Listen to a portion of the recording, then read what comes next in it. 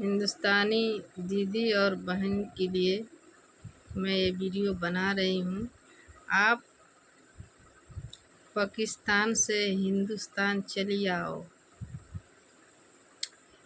यहीं पे एक खाँटी मर्द हैं, आपका शादी हो जाएगा। किसकी तरह? सीमा हैदर की तरह। और चली आओ।